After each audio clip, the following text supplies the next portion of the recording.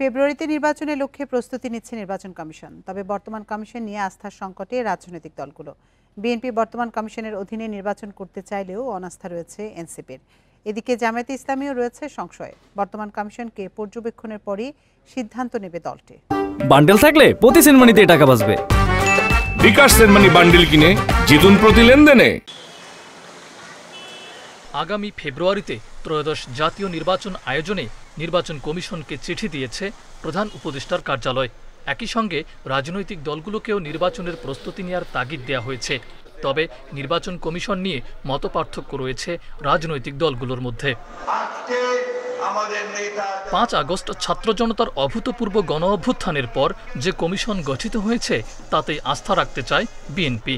যারা এই নির্বাচন কমিশন নিয়ে প্রশ্ন তুলছেন তারা বর্তমান সরকারকে অস্বীকার করছে বলে দাবি দলটির স্থায়ী কমিটির সদস্য সালাউদ্দিন আহমেদের। যে সরকার এই নির্বাচন কমিশন গঠন করেছে সেই সরকারের সেই সিদ্ধান্তকে তারা অমান্য করলো, অথচ তখন তারা সেই সরকারের অংশ ছিল। এখনো ঘুরিয়ে ফিরিয়ে তারাই সেই সরকারের অংশ আছে। বর্তমান নির্বাচন কমিশন নিয়ে সংশয় রয়েছে জামায়াতে ইসলামের। এই কমিশনকে পর্যবেক্ষণে রাখা হয়েছে বলে জানান দলটির নীতি নির্ধারকরা। অন্যদিকে নির্বাচন কমিশনের উপর অনাস্থার কথা জানালেন নবগঠিত দল এনসিপি। আমরা নির্বাচন কমিশনের কার্যক্রম পর্যবেক্ষণ করছি, তাদেরকে পরামর্শ আমরা দিচ্ছি। আশা করছি যে তারা তাদের নিরপেক্ষতা বজায় রেখে ইতিহাসের সবচেয়ে গুরুত্বপূর্ণ দায়িত্বপূর্ণ এই নির্বাচনকে সুষ্ঠুভাবে পরিচালনার সমস্ত ব্যবস্থা নেবে।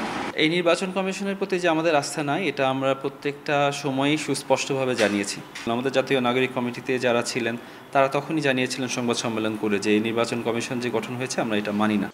এরই মধ্যে ভোটার তালিকা হালনাগাদ, আসন বিন্যাস ও প্রবাসীদের ভোটের সুযোগ নিয়ে কাজ করছে নির্বাচন কমিশন। প্রধান উপদেষ্টার চিঠি পেয়ে প্রস্তুতির গতি বাড়িয়েছে নির্বাচন কমিশন। বিএনপি এই কমিশনের উপর আস্থা রাখলেও অনাস্থা এনসিপির, আর জামায়াতে ইসলামীও রয়েছে সংশয়ে।